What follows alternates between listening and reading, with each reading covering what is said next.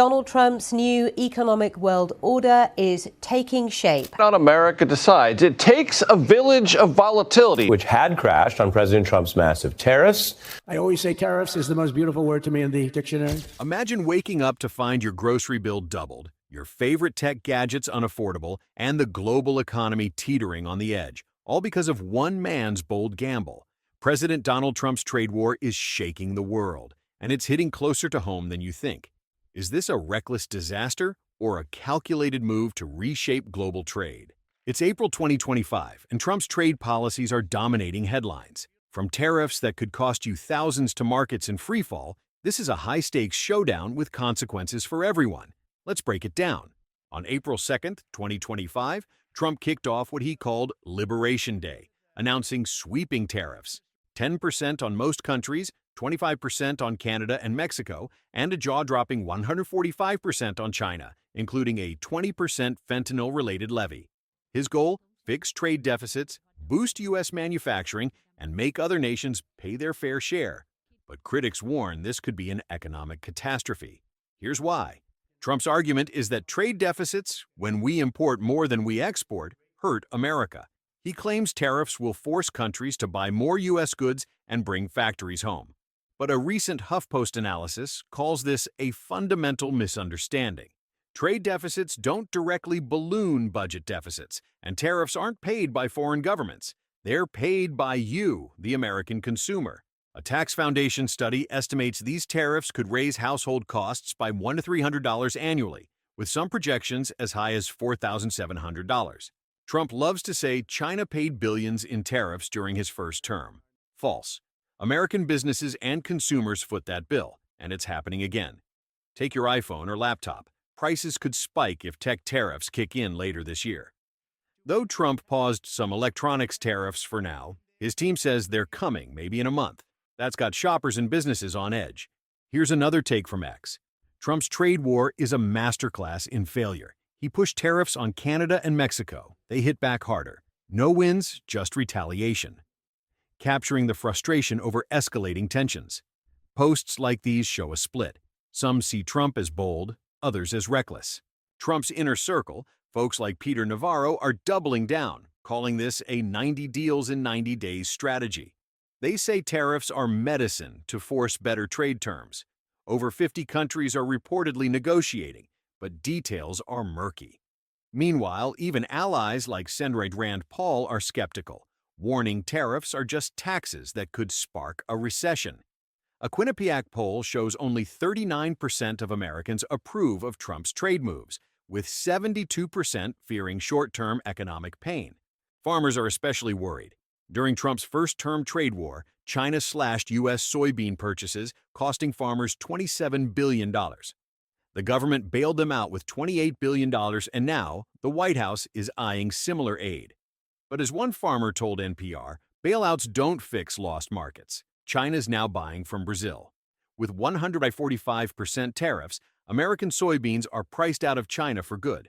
Globally, Trump's alienating partners. China's Xi Jinping invited the EU to team up against Trump's bullying. Canada's furious over border threats tied to tariffs. Even Israel faces a 17% levy. A Politico survey of 15 nations found confusion over Trump's flip-flopping. Tariffs on, then paused, then maybe back on. This unpredictability is tanking the dollar's safe haven status, with some calling the U.S. a global destabilizer. What's Trump really after? He wants zero trade deficits and fair deals, but economists like Jason Furman say he's misreading economics 101. Deficits aren't always bad. They can signal a strong economy buying more. Forcing deals through tariffs risks a trade war worse than the 1930s when global trade collapsed. China's economy, hardened by years of slowdown, might outlast the U.S. in this standoff. One last X post nails the divide. Trump's tariff tsunami is working, and the world is blinking. That's user cheering Trump's tough stance, claiming it's forcing negotiations. But with markets reeling and prices rising, not everyone's so optimistic. So, is Trump a genius playing 4D chess or a bull in a china shop? His supporters say he's rewriting trade rules to favor America, pointing to countries lining up to talk. But the data's grim. a potential 1.3% GDP drop, inflation spiking, and a 60% recession risk per experts. BlackRock's CEO called America's role in this destabilizing. With only 36% public support, Trump's got a tightrope to walk. We're in uncharted waters. These tariffs are the highest since the Smoot-Hawley Act deepened the Great Depression. If Trump secures major trade wins, he could silence the doubters. But if prices keep climbing and jobs vanish, that 90-day pause won't save him. Or us. The world's holding its breath. This trade war's a gamble with your wallet, your job, and the global economy on the line. Brilliant or bonkers? New export restrictions on critical materials. China, the dominant global supplier of rare earth, making this move a significant disruption to global supply chain. What if the backbone of our modern world, our smartphones, electric cars, even our military defenses, suddenly ran out of fuel? Not oil or gas, but something far less talked about, yet absolutely critical: rare earth minerals. This isn't a hypothetical. On April 4, 2025, China dropped a bombshell, halting exports of key rare earth metals and magnets, sending shockwaves through global industries. China produces about 60% of the world's rare earth minerals and refines nearly 90% of them, making it the undisputed king of these critical resources. From dysprosium in fighter jets to gadolinium in MRI machines, these materials are the invisible glue holding together everything from your Tesla to the F-35. But now, Beijing's slammed the brakes, citing new export controls as retaliation for U.S. tariffs under President Trump. Let's break it down. According to the New York Times, China's restrictions, announced on April 4th, target 6 heavy rare earth metals, entirely refined in China, and rare earth magnets, 90% of which come from Chinese factories. These aren't outright bans, but require special export licenses. And here's the kicker: the system to issue those licenses barely exists yet. Shipments are piling up at ports, and industries worldwide are starting to sweat. The internet's buzzing about this. On X, a post from April 8 stated, China slaps export controls on rare earths, key for U.S. tech and defense, starting APR 5. With 90% global supply, they're choking semiconductors, F-35s, and EVs. Supply chains scramble, national security at risk. Another on April 14th warned, China halting rare earth minerals disrupts U.S. automotive, semiconductor, and aerospace industries, causing delays and cost increases. The sentiment is clear. This move could hit hard. So, let's tackle our first big question. How will these export restrictions impact global technology supply chains? Rare earths like neodymium and praseodymium are critical for magnets in electric vehicle motors, wind turbines, and hard drives. Without them, companies like Tesla, Apple, and Samsung face delays and skyrocketing costs. The New York Times reports that automakers in Detroit could halt production if magnet stockpiles run dry, and with companies holding anywhere from 60 to 90 days of reserves, the clock's ticking. Reuters noted on April 12th that shipments of 7 rare earths have ground to a halt, as exporters wait for licenses that could take weeks or months to process. This bottleneck doesn't just raise prices, it forces manufacturers to hunt for alternatives that don't exist at scale. The U.S., which imports 72% of its rare earths from China, is especially vulnerable. Now, let's look ahead. What are the potential long-term effects on the rare earth market? China's dominance isn't new. It's been tightening its grip since the 1990s. But this move could backfire. In 2010, when China cut exports to Japan, prices spiked, and the world woke up to its dependency.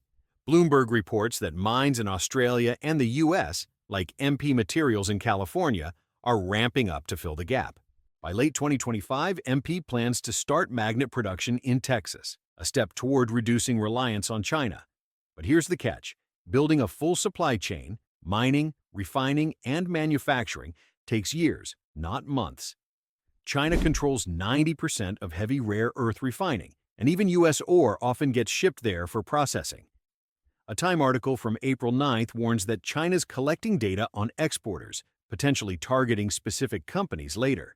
Long-term, we could see a fractured market, higher prices, more recycling efforts, and a push for non-Chinese supply chains. But that's a decade-long project at best. Finally, let's address a critical concern. How might these restrictions affect the U.S. defense industry? Rare earths are non-negotiable for military tech. Samarium in drones, dysprosium in fighter jets, and magnets in missile systems. The F-35 program alone relies heavily on these materials. X-user posted China's rare earth export cut leaves U.S. defense highly exposed. Shortages threaten firms like Lockheed Martin. They're not wrong. The New York Times highlights that military contractors are among the most at risk, with limited stockpiles and no quick fixes.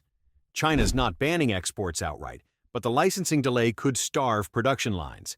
A Reuters piece from April 5th notes that Beijing's targeting dual-use minerals, hinting at a strategy to kneecap U.S. military supply chains while maintaining plausible deniability. If tensions escalate, selective bans could hit defense firms like Lockheed Martin or Raytheon directly. This isn't just about economics, it's geopolitics. China's playing a high-stakes game, using its near monopoly to flex power. The U.S. isn't helpless, though. The Pentagon's investing in domestic mines, and allies like Australia and Canada are stepping up. Wyoming public media reported in January that the Rocky Mountains could become a rare earth hub. But scaling up takes time we might not have. So, what's next? Governments need to fund alternatives, companies must diversify, and we, as consumers, might feel the pinch in pricier gadgets and slower rollouts. This story's just beginning, and we'll keep tracking it. What do you think? Can the world break free from China's rare earth stranglehold? One item that is likely to get more expensive under Trump's tariffs on China, we're talking about an iPhone. Hefty tariffs could make Apple's #1 cash cow even more expensive. Imagine this. You're about to buy the latest smartphone or upgrade your laptop, but the price tag suddenly skyrockets because of new trade policies. Sounds like a nightmare, right? Well, hold on to your wallets, because there's big news shaking up the tech world. The Trump administration just dropped a bombshell, exempting some of your favorite electronics from steep tariffs. But what does this mean for you, for prices, and for the global tech game? Stick with me as we unpack this story. It's going to get interesting. Let's dive right in. On April 12, 2025, the Trump administration made waves by announcing that certain electronics, think smartphones, laptops, computer chips, and even flat-screen monitors, are getting a free pass from what they're calling reciprocal tariffs.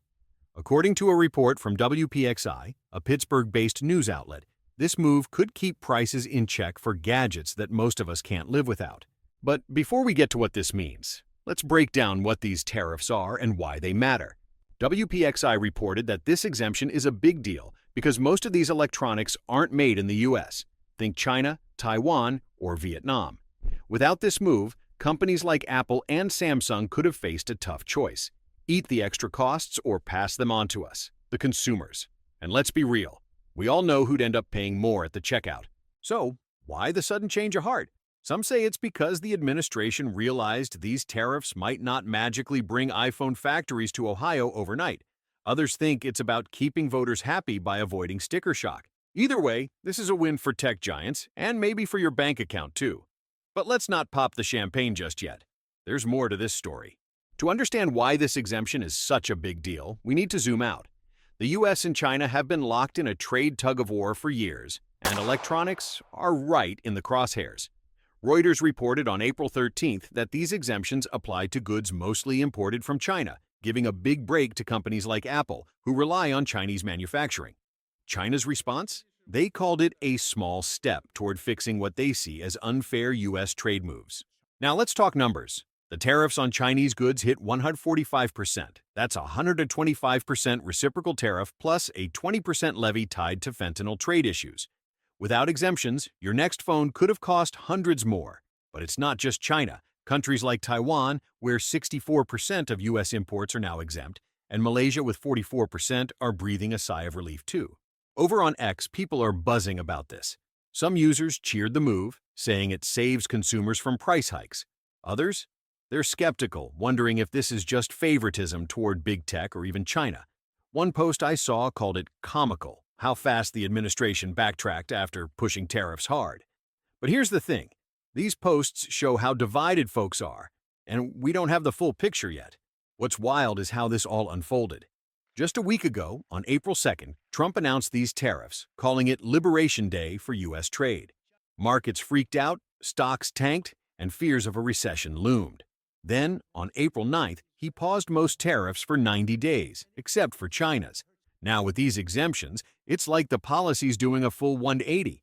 The New York Times called it a significant break for tech companies. But some critics argue it undermines the whole bring manufacturing home vibe. So, who's coming out on top here?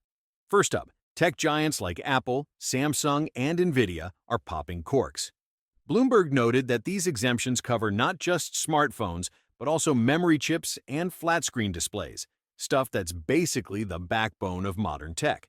Chipmakers like TSMC and Intel, who are building U.S. factories with government support, also dodge a bullet since semiconductor equipment is exempt too. Consumers, that's you and me, might catch a break too.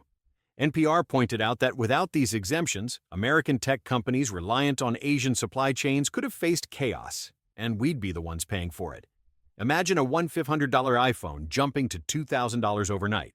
But here's where it gets tricky. Not everyone's thrilled. Some folks, especially those hoping tariffs would spark a U.S. manufacturing boom, feel let down. Newsweek quoted a former congressman asking, "If tariffs are so great, why so many exemptions?" The idea was that high tariffs would force companies to build factories here, creating jobs. But as the Press Democrat noted, the administration seems to admit that's not happening anytime soon for electronics. Then there's China. While they're still hit hard by other tariffs, these exemptions ease some pressure. Their Ministry of Commerce sounded cautiously optimistic, but they're also jacking up tariffs on U.S. goods to 125% in retaliation. It's like a global chess game, and we're all watching the board. So, where do we go from here? The Times of India reported that U.S. Commerce Secretary Howard Lutnick hinted these exemptions might be temporary. New tariffs on semiconductors could hit in a month or two, which could shake things up again. That means companies and consumers aren't out of the woods yet. Economists are warning that even with these exemptions, Trump's broader tariff plans could still cost households thousands a year. NBC News estimated over $4,000 in extra costs for things like cars and clothes, which aren't exempt. Plus, with markets jittery, we could see more ups and downs. For now, tech companies are probably sleeping easier, knowing their supply chains won't implode. But the bigger question is whether this flip-flopping signals a softer stance on trade or just a tactical retreat. Ex-posts are already speculating. Some say it's smart pragmatism, others call it chaos. Only time will tell. In April 2025, Japan, once considered America's most loyal ally, delivered a financial blow of historic proportions. In just 48 hours, Tokyo offloaded $1.7 trillion worth of U.S. Treasury bonds. It was the single largest capital withdrawal in U.S.-Japan history, surpassing even the $300 billion China dumped during the height of the 2018-2019 trade war. There was no press conference, no advance warning, just one quiet update on Bloomberg, and then chaos. The Dow Jones fell by over 4,800 points, the Nasdaq dropped 12%, and the S&P 500 plunged to its lowest levels since March 2020, when the first wave of COVID-19 hit the global economy. In total, more than $6 trillion in market value vanished in mere days. For comparison, during the 2008 financial crash, it took 6 weeks to see that kind of capital loss. This time, it happened in 2. This wasn't just a market correction, it was a systemic alarm bell. For decades, U.S. Treasuries were considered untouchable, the strategic gold of global finance. Japan, the largest foreign holder of American debt after China, once owned $1.32 trillion in treasuries at its peak in 2020. But Tokyo didn't just sell, it pivoted. Immediately after the sell-off, Japan began reallocating its capital, over $300 billion into Chinese and Indian bonds, $200 billion into Southeast Asian infrastructure funds, and the rest parked in alternative currencies like the yuan and the rupee. In less than 1 quarter, Japan's reserve exposure to the U.S. dollar dropped from 54% to just 35%, its lowest level since it began buying treasuries in the 1980s. And this was no tantrum. Japan had been signaling its frustration for over a year. Stop taxing our EVs, stop manipulating the yen, stop treating us like the junior partner. The White House didn't listen, so Tokyo pulled the plug, not with noise, but with precision. When the Biden administration extended Trump-era tariffs, slapping a 25% tax on Japanese EV components and solid-state batteries, Tokyo responded with silence and action. They moved production out of the U.S. and into Mexico and Southeast Asia, where labor is cheaper and tax penalties don't apply. Behind the scenes, Japanese officials made one chilling threat. If Washington escalates, Tokyo would halt exports of next-generation battery tech, particularly solid-state batteries, which are the backbone of future EV production. As of 2024, Toyota alone had poured $13 billion into developing this technology. If the U.S. is locked out, its entire EV roadmap could collapse. But the deeper danger isn't just about cars or supply chains, it's about the future of the dollar itself. In private meetings across Asia, Japan, China, South Korea, and ASEAN countries quietly launched a regional financial network that bypasses the U.S. dollar entirely. No SWIFT, no Fed settlements, just bilateral deals in local currencies. By Q1 2025, over 62% of trade between Japan and China was settled in yen or yuan. According to the IMF, the dollar's share in global reserves has now dropped to 52.7%, the lowest since 1995, before the euro even existed. Meanwhile, the yuan and yen are gaining ground at record speed. No one declared war on the dollar. The world just stopped needing permission to use their own money.